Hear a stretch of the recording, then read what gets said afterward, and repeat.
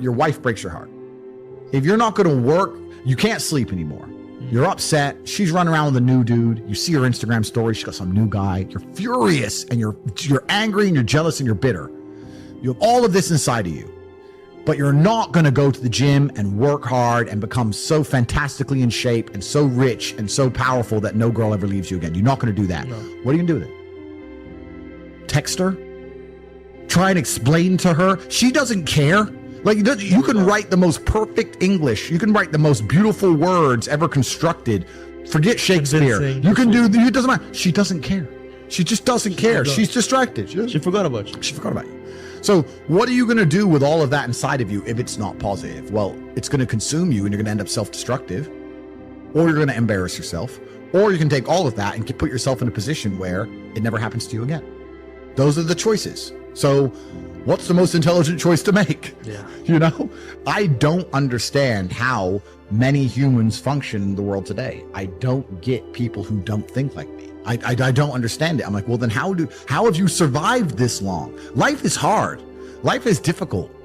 Maybe I've just been unlucky, which I don't believe in, but I've had so much trauma and bad events and negativity and stress and all these things that have happened to me. And I've used all of it to be monumentally successful. People are functioning. If you're not thinking like me and you're going through life with any other mindset, you've been extremely fortunate that God smiled on you and allowed you to sit around most of the time doing jack shit, and you have yet to be punished for that. Yeah. I could never have lived that life. If I was a bit lazy or a bit, you know, or I was a bit of a snake, or if I lied to people, I'd be dead by now. Yeah. Like, so a lot of these people are just absolutely and utterly blessed by God that they managed to go through life with such a non-competitive mindset and they still breathing. Like, I don't understand how people can think any other way. Yeah. I've spoken to dudes and like, yeah, you know, I had a bad couple months. Why? Oh, my girl left me. You've wasted months. You've wasted months. Oh, like you had the, think of how much God loves you to have given you the grace and given you the opportunity to waste months of human time over some chick. Like, talk about blessed head to toe. If I waste months, empires are going to collapse. I'm going to end up in a cell or dead if I waste months. I have things to do every single day. I can't waste a second. Like, these people are just absolutely infinitely blessed, and their mindset is a product of that because they're spoiled children. Absolutely spoiled children. Because there's a whole bunch of people out here daily who fail. There are men out here who fail daily and they have yet to feel the true consequence for it. They fail to go to the gym when they know they should have gone to the gym. They fail because they forgot their keys and it took them 10 minutes to find them. They fail because they replied to a question they got sent on WhatsApp the wrong way. They fail because they didn't smile when they were supposed to. They didn't say please and thank you to that person who helped them. They fail because they didn't say hi to that girl who's looking at them out the corner of their eye. They just fail perpetually. They go through life missing every opportunity and just failing. And somehow we've built a society which is so soft and God is so giving and so graceful that they still have a place to eat and somewhere to sleep, and they're still surviving. That shows how nice God is. Yeah. Because before this society, truthfully, if you were that level of failure, you would be dead. Survival of the fittest. Survival of the fittest. And none of these men out here are fit. No. Their mindset isn't fit. Their reality isn't fit. They're failures. They're failures. Yeah. And they're just failing every single day. And they go, oh, but you know what? Tomorrow I'll go to the gym. Yeah. You've been failing your whole life. That's all you've done is fail. And then you sit and wonder why people like me absolutely and utterly outcompete you. It is so easy to become a top tier male in the world today because the competition is so ridiculously low. There are 2% killers like me and everybody else amateur, head to toe amateur. They can't even pay attention to anything. They can't try anything. They're amateurs. And it's really mind blowing to me because I've tried with all of my computational power to imagine having a mindset different to mine. And I just can't see a reality worth having. I can't see a reality worth living. I can't see how you're going to build a life worth experiencing if you have any other mindset. I've never seen somebody massively succeed and they didn't believe in themselves, ever. I've never seen somebody who just allows life to happen to them and become blown off course by some sadness, end up doing massively monumental and important things. I've never seen it. It does, and it's never going to happen because it's competitor. It's like crypto. It's player versus player. Right. I can sit here right now at power. I can sit here right now and recall events that will prevent me from sleeping for 2 to 3 days. That gives me a superpower that other men do not have. They want to go to sleep. They're tired. I can stop being tired for days at a time. I can just have a thought. I can remember. I can sit, close my eyes, and use the power of my brain to vividly remember events, and I will not sleep for days. And when people come to me and say, oh, this happened, I'm really sad, or my heart broke, or this bad thing happened to me, I say, good. Thank the Lord that he's given you this endless source of motivation. You're wasting it. That's your problem. But it's been given to you. Nitrous oxide has been given to you. You just have to use it in the correct way. So I'm the luckiest man in the world because all the bad things that happened to me have given me all the building blocks to become the most fantastic man on the face of the planet. Grief. No one escapes it. Not the rich, not the poor, not the famous, not the infamous. Grief is a natural response to loss. Often the pain of loss can feel overwhelming. You may have all kinds of unexpected emotions.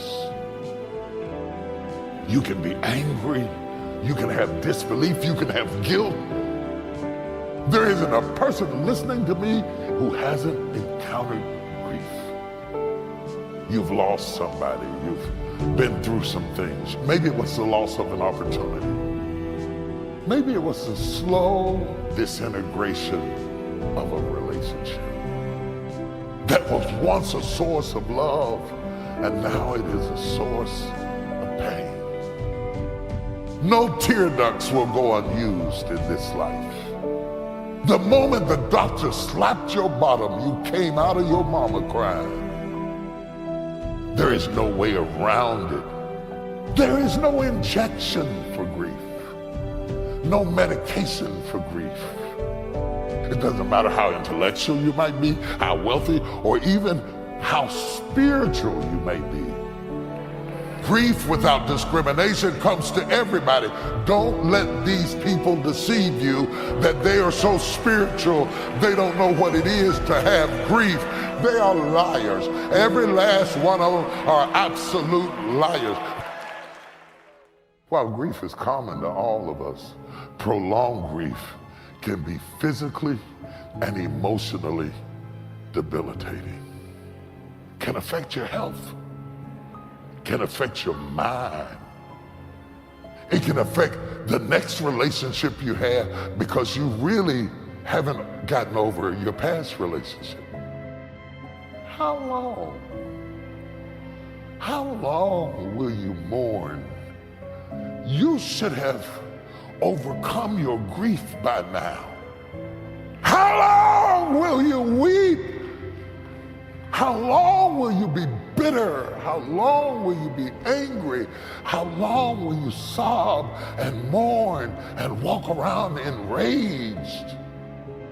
What good is it getting a divorce if you're still gonna be mad? If you're still gonna be writing notes and wondering, did you see him and who was he with? You are not divorced. I don't care what the paper says. You are still married.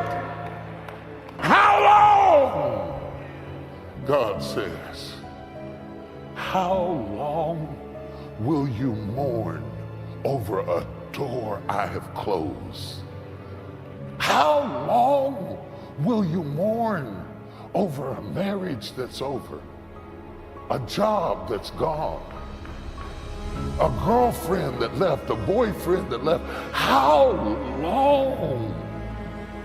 How long will you be angry and frustrated and build your whole life around something that is dead? If you're going to fulfill your destiny, you have to get good at letting things go. Jesus said, offenses will come. Disappointments will come. Betrayals, things that are not fair will come. How you handle the hurts will determine whether you move forward or whether you get stuck, bitter over what didn't work out. How many people are living wounded over how they were raised, a friend that walked away? They wonder why they don't have good relationships. It's because they haven't healed. God brings a new person, but they're so insecure. This new person has to keep them fixed. The problem is that's not sustainable. Until you let go of what didn't work out, that wound is going to hinder you wherever you go. You would be shocked at the people who get up every morning with a heart full of grief. And it comes out in their speech, and it comes out in that snappy way they confront you, and